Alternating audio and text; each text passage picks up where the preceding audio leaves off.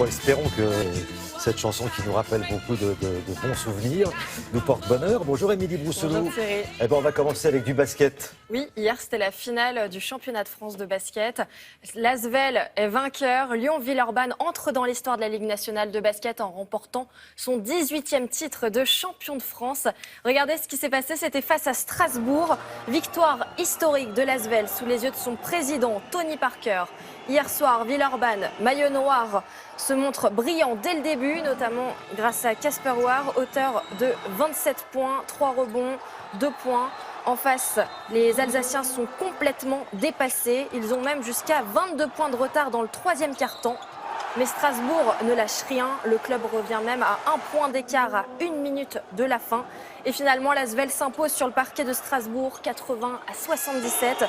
C'est très dur pour la SIG qui perd une 4e finale d'affilée. D'autant plus que bien avant ce match, c'était très mal parti pour l'Asvel. Cette finale se joue au meilleur des 5 matchs et l'Asvel avait perdu ses 2 premiers matchs. Et finalement, le club a réussi à remonter à 2 victoires partout et c'est de faire ce match 5 décisif et l'a finalement remporté. Voilà, 18e titre de champion de France.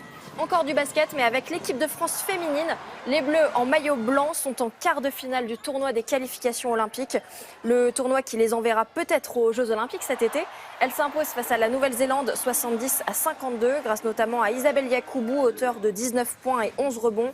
L'équipe de France termine en tête du groupe A. Elle disputera vendredi un match décisif car les vainqueurs de ces quarts de finale seront qualifiés pour les Jeux de Rio. Voilà, Thierry, il faut absolument finir 5e du tournoi pour espérer aller à Rio et c'est plutôt bien parti. Elles vont y arriver, elles vont y arriver. Donc l'euro et l'euro. Alors attendez, vous allez tout comprendre. Émilie. Le Portugal faisait son entrée hier dans l'Euro. Le Portugal qui était confronté à l'Islande. L'Islande qui est un petit peu le petit poussé de cette compétition, qui joue l'Euro pour la première fois. Et finalement, l'Islande s'en est plutôt bien sortie. Regardez, c'était à Geoffroy Guichard, à Saint-Étienne. L'Islande en blanc est d'abord menée au score. But de Nani côté Portugal. Le 600e but de l'histoire de l'Euro. Et un peu avant l'heure de jeu, l'Islande surprend tout le monde et revient à 1 partout. On en restera là. Le Portugal de Cristiano Ronaldo n'a pas pu faire mieux qu'un match nul et on s'attendait à beaucoup mieux. L'autre surprise, c'est la victoire de la Hongrie face à l'Autriche. Ça commence mal pour l'Autriche en rouge qui encaisse un premier but juste avant l'heure de jeu. Et ça ne s'arrange pas ensuite car l'Autriche reçoit le premier carton rouge du tournoi. Carton rouge distribué par Clément Turpin, arbitre français, qui s'est donc fait remarquer et qui s'est fait huer par le virage autrichien. La Hongrie creuse un peu plus l'écart en toute fin de match et s'impose 2-0 sur ce superbe contre. Les Bleus ont quitté Paris hier, direction Marseille et le stade Vélodrome.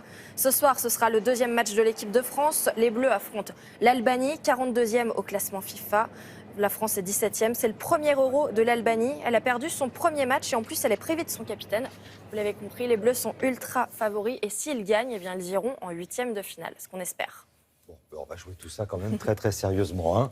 On ne sait jamais. Merci beaucoup Émilie. À bientôt. On termine avec une petite course.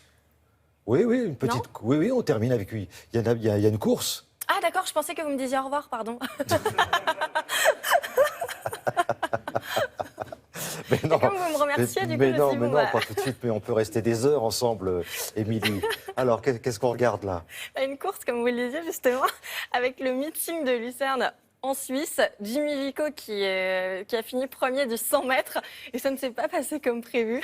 Regardez, donc en Suisse, Jimmy Vico, petite confusion au moment du départ. Le Français, couloir numéro 5, a terminé un 100 mètres en 9 secondes et 98 centièmes.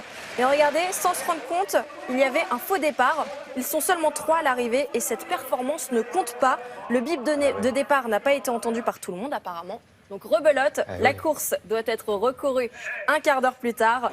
Et heureusement, Jimmy Vico arrive à nouveau premier. Le recordman d'Europe finit son 100 mètres en 10 secondes et 8 centièmes. C'est un petit peu plus que la première fois, mais c'est déjà une performance d'avoir couru 2 fois. Hein. Jimmy, reviens, Jimmy. Et on reste en Suisse justement pour du cyclisme avec le Tour de Suisse. Donc, belle frayeur à l'arrivée pour le coureur néerlandais à gauche, Danny Van Poppel. Arrivée assez dangereuse avec un dernier virage à angle droit. Bon, heureusement, il est assez adroit, il n'est pas tombé. Et l'Argentin Maximiliano Richese remporte la 4e étape à Champagne. On finit donc dans la mousse après Marseille. Le Bubble Run a fait escale à Paris. Une course de 5 km avec des murs de bulles géantes et de mousse. Les voilà, ils courent. Plus de 6000 bubble runners, c'est comme ça qu'on les appelle, se sont prêtés au jeu. C'est ouvert à tout le monde et sachez que 20% des bénéfices sont reversés à des associations qui se battent pour la santé des enfants, donc comme Enfants sans cancer ou le Rire Médecin. Et la prochaine étape, ce sera en Guadeloupe le 3 décembre. Donc prenez vos billets d'avion très vite, Thierry. Merci beaucoup, Émilie. Alors, ne le prenez pas mal. Hein. C'est pas que je veuille absolument me séparer de vous, mais là, il va falloir y aller. Voilà, il faut laisser la place. Merci à Julia Livage qui va nous emmener des